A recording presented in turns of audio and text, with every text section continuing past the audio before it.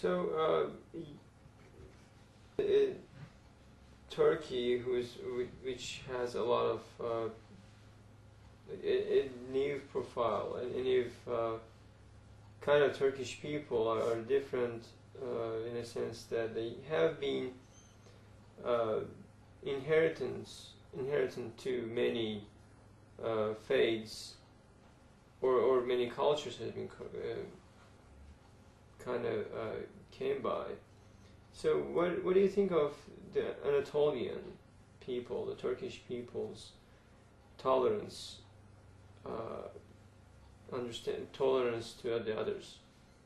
When I look at, when I think back to the trip to Turkey, and I think of someone that I met that really expressed to me the heart of Turkish tolerance, was our tour guide in Ephesus. And he had a deep appreciation and a deep knowledge of all of those layers of history and religious tradition.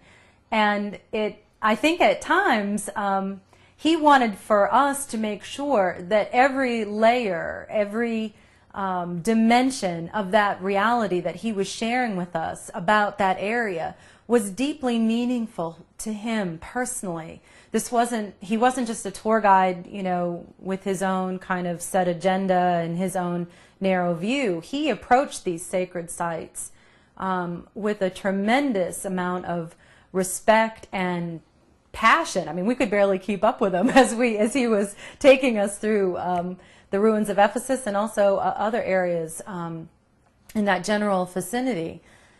He did so with such an incredible passion that the only impression that I had, you know, in interacting with him is that his heart was invested in all of these different dimensions, and that they were equally important to him. Now, I don't really know what I mean. I actually come away with that not quite sure if he, you know, exactly what his faith practice was, but I can only imagine that again he allowed in the spaciousness of his heart and soul a place for all of those sacred realities, and was equally devoted to this endeavor of bringing us into that reality as multidimensional as it is, and to not to minimize any of it, but to just give it to us with his whole heart and his whole spirit.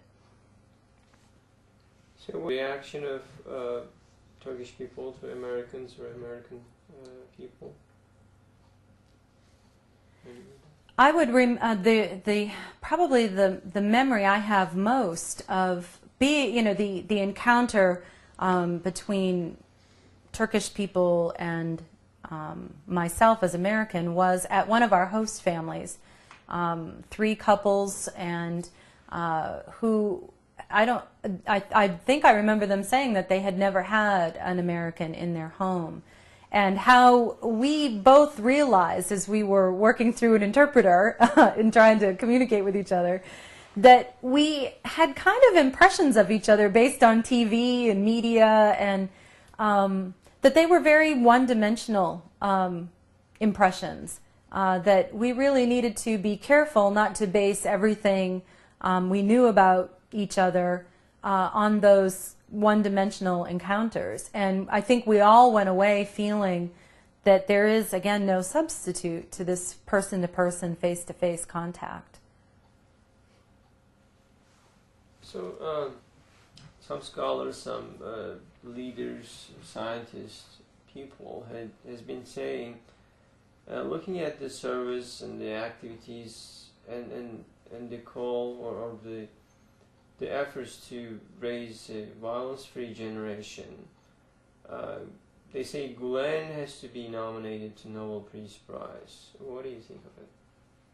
I believe that there is a tremendous reason to nominate Mr. Gulen for the Nobel Peace Prize. Again, my experience has been largely through his followers and through the IID organization. But what I've experienced in their reflecting of his values and their reflecting of his way makes me very eager to see him be recognized in that way. And I think actually that if that were possible and something that would happen in hopefully the near future, I think it would help disseminate his ideas further. I think it could really add to a greater flowering of his wisdom in the world, and I think we can only benefit from that. So, within your knowledge of Mr. Gulen, can you kind of give a Fethullah Gulen analysis, a definition of him? I don't think so. I don't think I could give an analysis yet of Mr. Gulen's thought, because I would say that I don't feel myself well read enough in his work. But I can say, again, what I've seen reflected in his followers, in the people that we met, in the folks that we have developed friendships with in the IID, is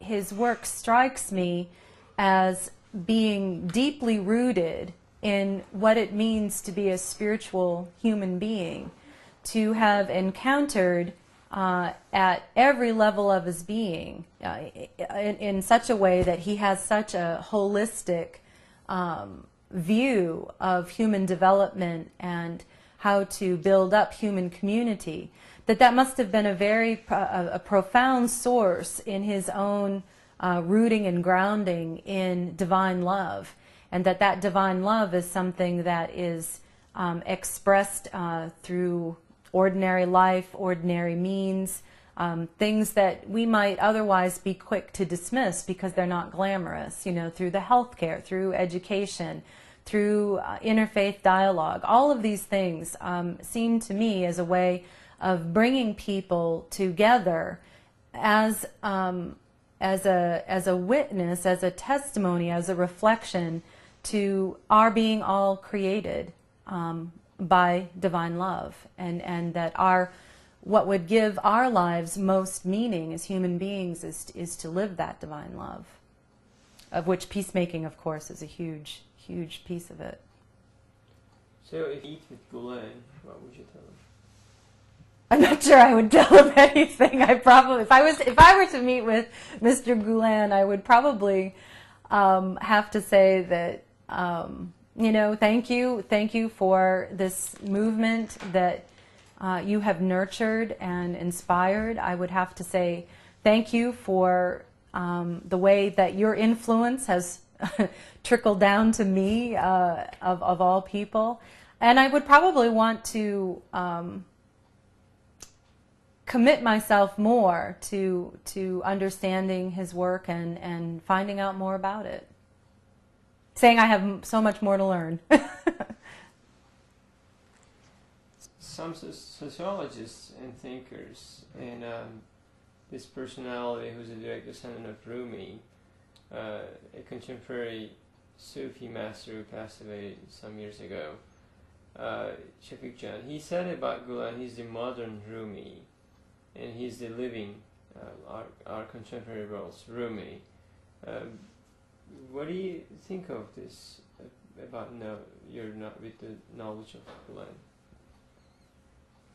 I think probably for me, again, kind of at my elementary level of knowledge, that to compare Rumi and Mr. Gulen would have to be basically boiling it down to that they're both mystics, and I don't know if either of them would have been comfortable being called that, but that their lives are an outpouring of divine love, some sort of union with divine love, and I think that is, to me, the most powerful thing about these two men.